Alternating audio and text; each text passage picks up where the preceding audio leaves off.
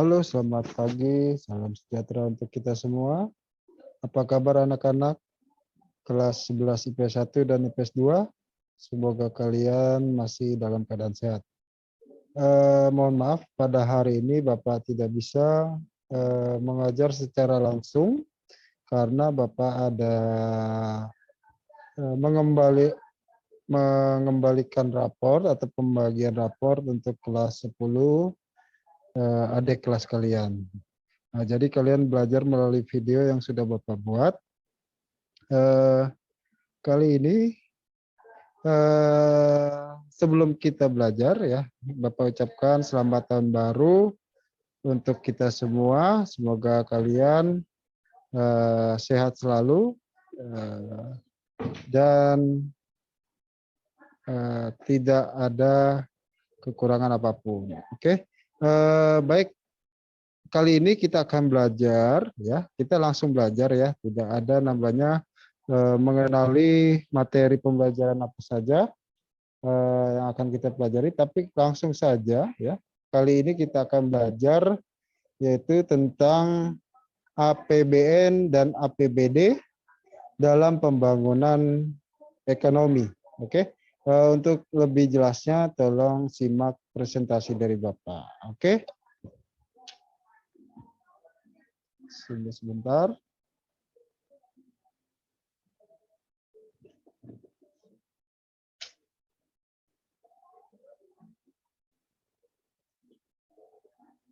Oke.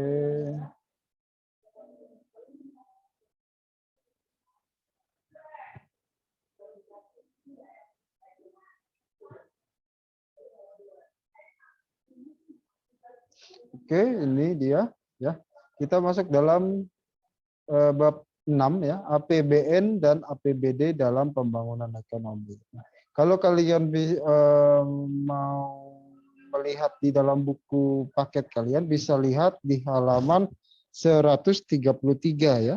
133 di buku paket ekonomi kalian. Oke. Nah, kita masuk dalam APBN dan APBD dalam pembangunan ekonomi. Nah, tujuan kita untuk pertemuan kali ini dasarnya adalah menganalisis APBN dan APBD dalam pembangunan ekonomi. Dan Bapak sudah sudutkan lagi atau runcingkan lagi dengan indikatornya siswa mampu menjelaskan pengertian, fungsi, dan tujuan APBN. Lalu yang kedua, siswa mampu memahami sumber-sumber penerimaan negara. Nah, jadi kalian akan mempelajari pengertian, fungsi, tujuan, dan sumber penerimaan negara. Oke, nah itu materi kita pada pertemuan kali ini. Nah, adapun peta konsep ya di sini ya sudah Bapak bagi. Yang pertama ada PBN dan APBD. Nah, kita langsung saja di APBN masuk ke dalam pengertian, fungsi, dan tujuan APBN. Nah, yang pertama tentang pengertian. Ya. Pengertian ya APBN ya. Biar kalian tahu APBN itu adalah singkatan dari anggaran pendapatan dan belanja negara. Ya. Anggaran pendapatan dan belanja negara. Nah, APBN sendiri mempunyai arti, ya, arti berdasarkan Undang-Undang Nomor 17 Tahun 2003 tentang Keuangan Negara, ya, bahwa APBN merupakan suatu rencana keuangan tahunan, ya, rencana keuangan tahunan pemerintah yang disetujui oleh Dewan Perwakilan Rakyat. Nah, itulah pengertian dari APBN menurut Undang-Undang Nomor 17 Tahun 2003. Ya. Nah, tapi kalau kita lihat dari terjemahan undang-undang, bisa kita turunkan kembali, ya, bahwa APBN dapat juga diartikan sebagai suatu daftar sistematis yang memuat tentang segala bentuk dan sumber penerimaan negara serta pengeluarannya selama periode tertentu, biasanya dalam 1 tahun. Nah itulah kalau kita artikan secara umum, ya, berarti suatu daftar sistematis yang memuat tentang segala bentuk dan sumber penerimaan negara serta pengeluarannya pada 1 tahun. Ya. Nah itulah pengertian dari APBN. Ya. APBN sendiri mempunyai fungsi, ya. Fungsi yang ada dalam Undang-Undang Nomor 17 Tahun 2003. Ya. Fungsi pertama adalah fungsi otorisasi, ya, yaitu fungsi untuk melaksanakan pendapatan dan belanja pada tahun yang bersangkutan. Nah, jadi apapun yang sudah direncanakan di dalam anggaran APBN ya harus dilaksanakan, ya, baik pendapatan ataupun belanja yang sudah ditetapkan di APBN. Itulah fungsi otorisasi. Yang kedua ada fungsi perencanaan, yaitu sebagai pedoman bagi manajemen dalam merencanakan kegiatan dalam 1 tahun. Lalu ada fungsi pengawasan, ya, yaitu sebagai pedoman untuk menilai apakah kegiatan yang telah dilaksanakan oleh pemerintah, dalam hal ini adalah negara, sudah sesuai dengan ketentuan dan rencana yang telah ditetapkan di APBN. Ya, nah, itu fungsi dari pengawasan. Adapun fungsi yang keempat namanya fungsi alokasi. Ya. Fungsi alokasi ini tentang pendistribusian, ya, pendistribusian. Apa yang didistribusikan yaitu anggaran atau dana yang sudah ditetapkan di APBN. Nah, tanpa mengurangi atau menambahkan sumber-sumber daya yang sudah ditetapkan di APBN. Itu fungsi alokasi. Jadi dana yang sudah ditetapkan harus didistribusikan sesuai dengan rencana. Lalu yang kelima itu ada fungsi distribusi, ya. Fungsi ini berarti berkaitan dengan pendistribusian barang. Kalau alokasi itu tentang dana, ya. Kalau distribusi yang kelima ini berarti distribusi tentang barang ataupun jasa. Apa yang sudah diproduksi, ya, oleh pemerintah, ya, berupa barang atau jasa harus didistribusikan kepada masyarakat dan harus tepat tujuan. Ya, itulah fungsi distribusi. Lalu yang terakhir ada namanya fungsi stabilisasi. Yang terakhir ada fungsi stabilisasi, yaitu APBN berfungsi untuk berfungsi sebagai alat, ya, alat untuk memelihara dan mengupayakan keseimbangan perekonomian. Jadi diharapkan APBN itu juga sebagai penyeimbang, ya. Itulah.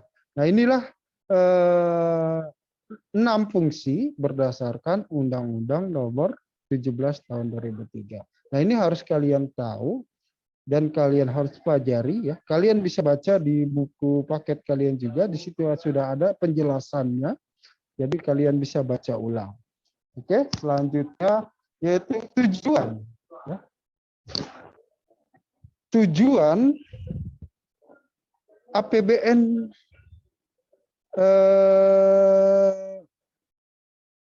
itu apa? Ya. Tujuan APBN itu dibuat apa? Ya kan? Tujuan APBN itu adalah tentang, kalau kalian melihat ataupun sudah tahu Pancasila sila ke-5, yaitu untuk tercapainya keadilan sosial bagi seluruh rakyat Indonesia. Ya. Tujuannya lah itu. Ya. inti atau dasar dari tujuan APBN adalah terciptanya keadilan sosial bagi seluruh rakyat Indonesia. Oke? Nah, jadi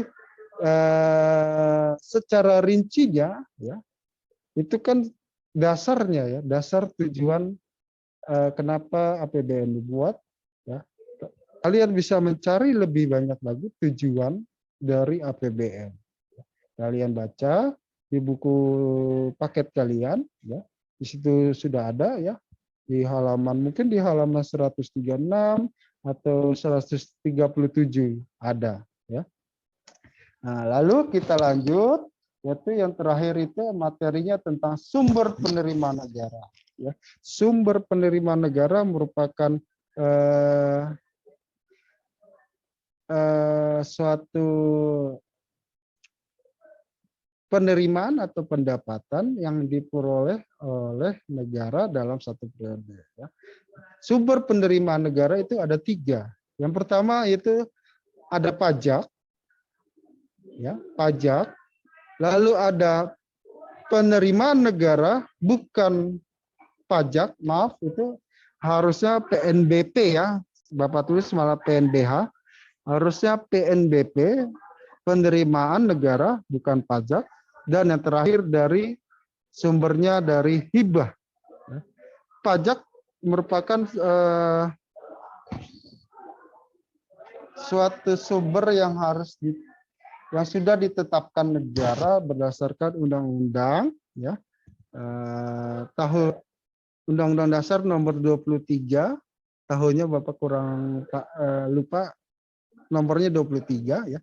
Jadi di situ sudah dijelaskan apa itu pajak sendiri, penerimaan pajak, lalu ada penerimaan negara bukan pajak, lalu yang terakhir hibah. Nah, lalu inilah sumber-sumber penerimaan negara yang kalian harus ketahui.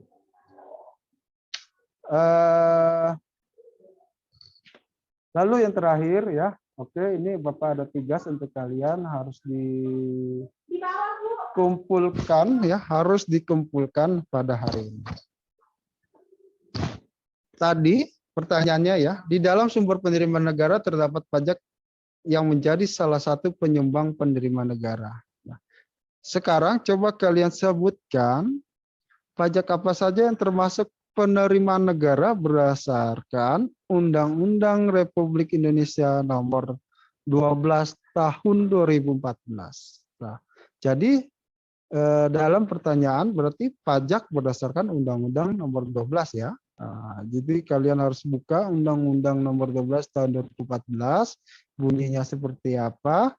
Nah, di situ ada pajak penerimaan. Nah, jadi kalian sebutkan ya. Jadi klasifikasikan ataupun diurutkan ya berdasarkan undang-undang tersebut. Oke? Nah, itulah soal Bapak hanya satu soal. Oke, lanjut. Nah, petunjuknya adalah kerjakan soal di buku tugas kalian masing-masing.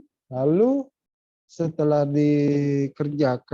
selesai dikerjakan, kumpulkan tugasnya ke guru piket atau guru yang menjaga di dalam kelas. Oke, nah, itu saja dari Bapak. Kurang lebihnya nanti akan kita bahas di pertemuan selanjutnya. Oke, semoga pembelajaran pada hari ini kalian sudah dapat poinnya.